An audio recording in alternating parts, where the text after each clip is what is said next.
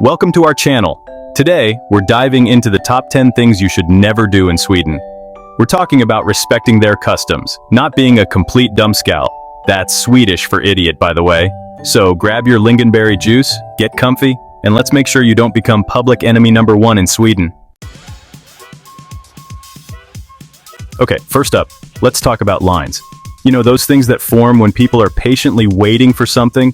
Yeah, those are sacred in Sweden. Swedes love order, it's like their national sport or something. Seriously, cutting in line in Sweden is like insulting their mother. It's just not done. Whether you're at a bus stop, grabbing a cinnamon bun at a bakery, or waiting to exchange money at the bank, you better believe you'll be waiting your turn. And don't even try that I'm just gonna ask a quick question nonsense. Nope. Get to the back of the line like everyone else.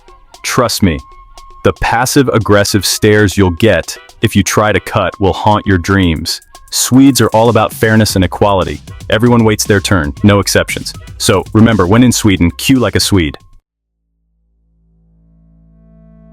Alright, let's talk about time. Because in Sweden, time is serious business. It's not just about being punctual, it's about showing respect and consideration for others. Being late is like the ultimate insult. It's not just a minor inconvenience, it's a major faux pas. It's like saying, hey, I don't value your time at all. Not cool, dude. Imagine planning your day meticulously only for someone to disregard it completely. So if you've got a meeting, a date, a fika, more on that later, whatever it is, be there on time. In fact, being on time is just the bare minimum. Actually, scratch that. Be there early, like 5 minutes early. This shows that you are eager and prepared. 10 minutes if you're feeling ambitious. It gives you a buffer in case something unexpected happens. Swedes plan their lives down to the minute, and they expect you to do the same. Their schedules are tight, and they rely on everyone sticking to the plan. They've already mentally prepared for the meeting. They've factored in travel time. They might have even planned their outfit around it. Every detail is considered. Showing up late throws their whole system out of whack. It disrupts the flow and can cause a ripple effect of delays. Now I know what you're thinking. But PewDiePie, what if I'm running late? Life happens.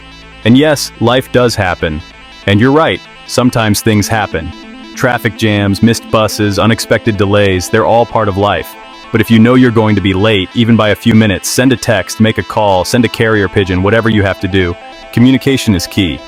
Because in Sweden, being on time is a sign of respect.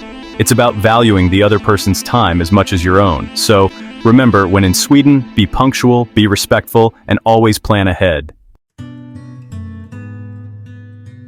Alright, let's talk about volume control.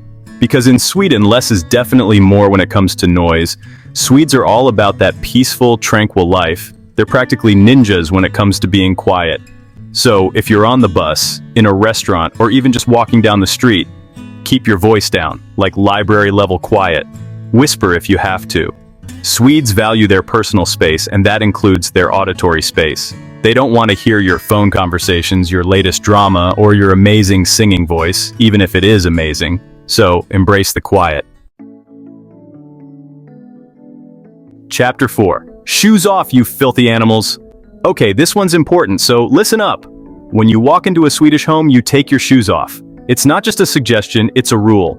No ifs, ands, or buts. Seriously, don't even think about keeping them on. It's like the ultimate sign of respect. Imagine walking into a sacred space. That's how Swedes view their homes. Plus, it keeps their floors sparkling clean. No dirt, no grime, just pristine surfaces. Think of it this way. You wouldn't walk into someone's house and just start spitting on the floor, would you? Okay, hopefully not. Wearing your outside shoes inside is almost as bad. Well, that's basically what it's like to wear your outside shoes inside a Swedish home.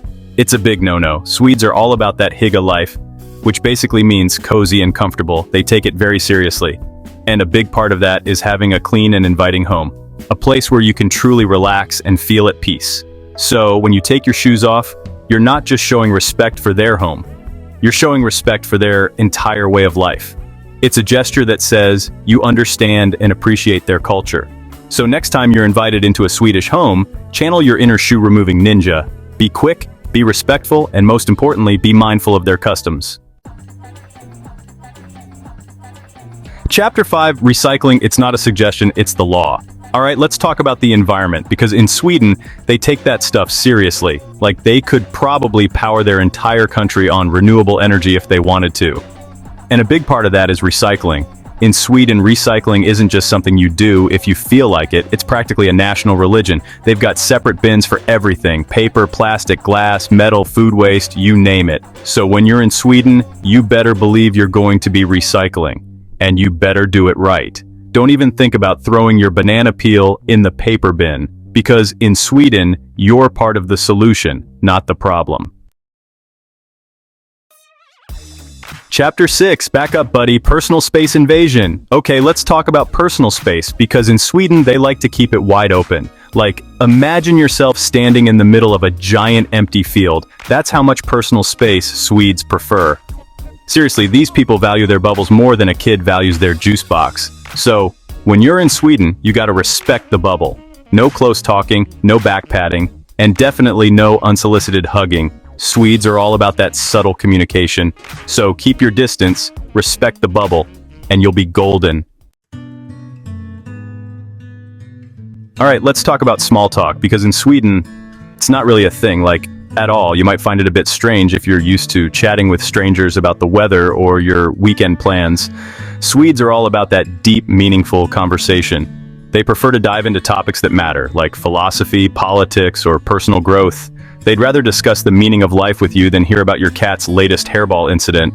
It's not that they don't care about your cat, it's just that they value substantial dialogue. So, if you're on the bus, in an elevator, or even just waiting in line at the grocery store, don't feel obligated to strike up a conversation with the person next to you. Silence is not awkward here, it's appreciated. They're probably perfectly content to just enjoy the silence. It's a moment for them to think, reflect, or simply relax without the pressure of social interaction. Now I know what you're thinking, but PewDiePie, I'm a social butterfly. I thrive on social interactions and love to chat with strangers. And that's great, dude. Your enthusiasm for conversation is wonderful and can be very refreshing, but in Sweden, you gotta read the room. It's important to be mindful of the social cues around you. If someone's got their headphones in, their nose in a book, or they're just staring blankly into space, they're probably not in the mood for a chat. So, embrace the silence. It's a chance to enjoy your own thoughts, observe the world around you, or simply take a breather. Silence can be golden, and in Sweden, it's totally normal.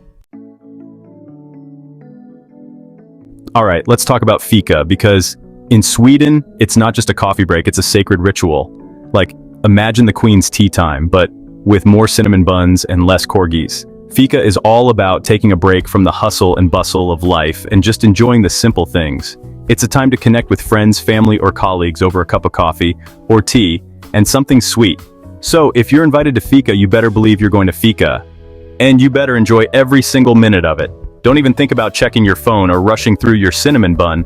Fika is about more than just the food and drinks. It's about taking a break, connecting with others, and appreciating the little things in life. So embrace the fika. Alright, let's talk about bragging, because in Sweden, it's about as welcome as a mosquito at a nudist colony. Swedes are all about that jantelagen thing, which basically means don't think you're better than anyone else. So, if you're in Sweden, you better believe you're going to keep your ego in check. No boasting about your salary, your car, your IQ, or your latest marathon time. Nobody cares. Now I know what you're thinking, but PewDiePie, I worked hard for my achievements. I deserve to celebrate them. And you're right, dude. You should be proud of your accomplishments. But in Sweden, you gotta do it in a humble way. Alright, let's talk about fashion, because in Sweden, it's all about that effortless chic. Think minimalist designs, neutral colors, and high-quality fabrics. Basically, imagine if Steve Jobs and a Swedish architect had a baby. Now, I know what you're thinking, but PewDiePie, I'm on vacation. I just want to be comfortable. And that's cool, dude. You do you. But in Sweden, there's a difference between being comfortable and looking like you just rolled out of bed. So leave the sweatpants and stained t-shirts at home. Instead, pack some stylish jeans, a few basic tees, and a cozy sweater or two. And don't forget a scarf. Scarves are like the official accessory of Sweden. Dressing well in Sweden is like showing respect for yourself and the people around you. So there you have it, folks. The top 10 things you should never do in Sweden. Follow these tips and you'll blend right in with the locals. Or at least you won't stick out like a sore thumb. Thanks for watching. If you found this video helpful, don't forget to like, comment, and subscribe for more travel tips.